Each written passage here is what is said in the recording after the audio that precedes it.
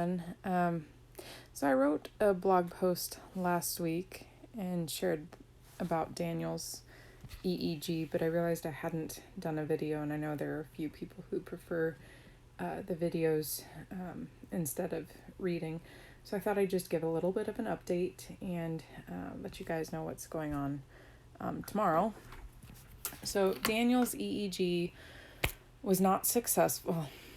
They successfully completed the EEG, but they were not able to trigger the seizure. Hi, Anne. So because they couldn't trigger the seizure, they couldn't see what's going on in his brain, what's behind the seizures. So they don't really have a good starting point. But he did really good, and the neurology technician, the one who does the EEGs, she said she was very pleased and surprised at how well he did, because we didn't have a Care Life specialist in there. It was just me and Daniel, and him being busy. Sorry, the cat's gonna keep trying to open the blinds if I don't let him up. Yeah, he did so good. He didn't mess with it. He didn't pull off all but, I think he only pulled off 3 electrodes, which they weren't under the gauzy covering. So he did so amazingly well. But again, no seizure, so no starting point. Tomorrow morning we do have the appointment with the neurologist. She's back from vacation now. She just got back today. So we will be meeting with her and discussing the best option for medication, for anti-seizure medication, because he really does need it. So if anybody, thinks of us tomorrow at around 10:20, send up a prayer, because let me tell you what, let me explain how they have the clinic set up. Maybe you guys have been, I don't know, maybe I'm just not familiar with how things are, because I haven't been anywhere since COVID came around. But the way this clinic is set up is there's numbers on the wall, and they're spaced out, so that you don't have too many people near each other. It's one, they have it so it's 2 seats, because you're only allowed to have one parent or guardian in per patient, and it's all kids, so it's 1 child and 1 parent that's allowed in per group. And so they've got 2 chairs in front of each number on the wall, and then they've got chairs turned around to distance you from the next group, and you have to sit in your assigned number. Daniel is 4.5, and he has autism, and he's so busy, and he does not sit. I brought a tablet with videos. He had no interest whatsoever. He just wanted to be up, running around, getting in people's faces. So essentially the only way I was able to keep this kid contained, and he's huge, he's like the size of a 6-year-old, the only way to keep him contained was up in my arms with me standing, swinging him from side to side. And they have you get there 20 minutes before your appointment time, and then sometimes they run a little bit, 10 to 15 minutes behind. So when he had his EEG, it was the first EEG in the morning, and I still had to hold him like that for 45 minutes. I had muscles in my arms hurting that still hurt, that I didn't even realize that I had. So that's what I'm looking forward to tomorrow. But and honestly, I don't know why the EEG didn't provide results. But I trust God. I trust God has a plan and a purpose, because why else?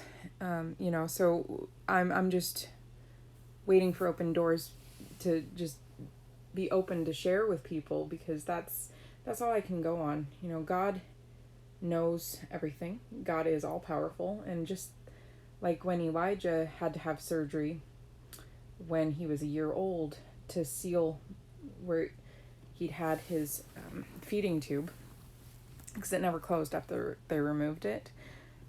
Little background there. When a child has a feeding tube and they have it removed, usually it's supposed to just close and seal off on its own. You don't normally need to have a surgical procedure to seal it. Elijah did. And he had a couple other procedures that they ended up having to do all at the same time. and it had us going, well, okay, this is weird, and we had a couple people that we were praying for Elijah, to be healed. And that's actually all that the other people were praying for, was that he would just be healed and not need the surgery. And I was like, well, you know what? I want to pray God's will. And they're going, well, of course it's God's will for him to be healed. And I'm going, well, I mean, I'm not in the place of God. What if God has a greater purpose? What if God's going to bring healing through this procedure, and going through this is going to touch more lives? Because there were 3 surgeons involved, and there were nurses involved, and everything like that. What if God was going to use, and bring Elijah through perfectly well, and of course, as a mom, I want my child to not have to go through surgery. Of course I want that. Of course that's my will. That's my will, is for my kid to not have to go through that and to be perfectly healed and healthy. That's my will. But I don't know God's will, because I know God's will is ultimately to touch more people for the kingdom and for his glory and for his purposes, and to reach more people. And I know that my will is supposed to submit to his will. And so I know that God can do that. And I know we're called to go out courageously in boldness, and know that he goes with us, and that each test and trial, it strengthens our character, it strengthens our resolve, and it strengthens our faith if we keep leaning into him. And that's where I'm at right now. I don't know why the EEG didn't pick up a seizure. I don't know why we're going to have to go through the trial and error for the medication, but I'm trusting God that he knows. He sees each thing, and he's lining things up in just the right way to reach more people. And that's where I want to be. That's what I want to do, is submit myself and my children too. They're gifts from God. They're his. And so I'm just trying my best to raise them up to honor him. And I'm trying to do that with my own life too. And for me, it's hard to know that we have to go through this trial and error with Daniel, because looking back, I realized he's collapsed 4 times now from a seizure in 9 months. And, that's kind of a lot when you think about it. And he's had more seizures than that, but 4 that have made him collapse. And, no parent wants to see their child go through that. And no parent wants to see their child have side effects from medication that, isn't the right thing. But I don't know. What if our story is something that other people need to hear? What if other people need to realize they can lean into God? They can anchor into him and trust him and know that he loves them so much, because that's what it's all about. It's all about God and all about Jesus and how much he loves us. And so that's where I'm at today. I also realized I have fallen quite a bit short on writing my blog posts. Typically, I do try to write 2 to 3 a week, but the last 2 weeks have been kind of bananas with the EEG last week, and the neurology appointment is tomorrow morning.